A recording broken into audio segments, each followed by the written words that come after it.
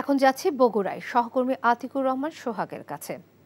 সোহাগ, বগুড়ায় এখনো কি সংঘর্ষ চলছে? সেখানকার পরিস্থিতি আমাদের জানান।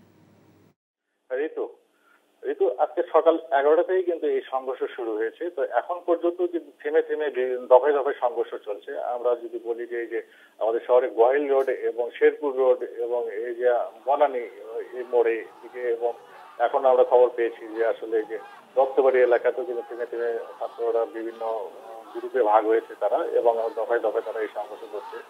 চোরাগোপ্তা তারা হামলা করছে আর কি পুলিশের উপর। আর পুলিশও তাদেরকে ছত্রভঙ্গ করার জন্য কিন্তু এখনো টিয়ারশেল এবং গুলি ছুটছে। আমরা কিছুক্ষণ পর পর কিন্তু এই গুলি শব্দ এবং টিয়ারশেলের শব্দ শুনতে পাচ্ছি। তো এই সংঘর্ষটা কিন্তু এখন পুরো শহর জুড়ে ছড়িয়ে পড়েছে। পুরো শহর এখন থমথমে অবস্থা বিরাজ করছে। শহরে কিন্তু ব্যবসা প্রতিষ্ঠান, দোকানপাট এবং যে যান চলাচল একদমই বন্ধ রয়েছে। শহরে কিন্তু জনসমাগম একদম নেই বলেই চলে। তো বিভিন্ন মোড়ে কিন্তু ছাত্ররা এখনো অবস্থান করছে, স্টেশন রোডে এই এলাকায় এবং গোয়াইল, এবং আমরা দেখেছি যে ইয়াকুবের মোড়ে এখনো ছাত্ররা অবস্থান করছে। তারা কিছুক্ষণ পর পর ছাত্ররা দিকে অগ্রসর হওয়ার চেষ্টা করছে, যদিও পুলিশ তাদেরকে সাত মাথায় ঢুকতে দিচ্ছে না এবং বারবার তাদের গুলি এবং টিয়ারশেল নিক্ষেপ করে তাদেরকে ছত্রভঙ্গ করে দেওয়ার চেষ্টা করছে।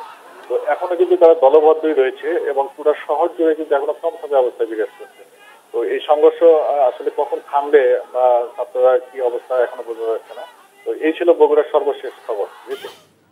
এখন জন্ম সনদ দিয়ে খোলো বিকাশ স্টুডেন্ট অ্যাকাউন্ট। নিজের বিকাশ নিজে কর।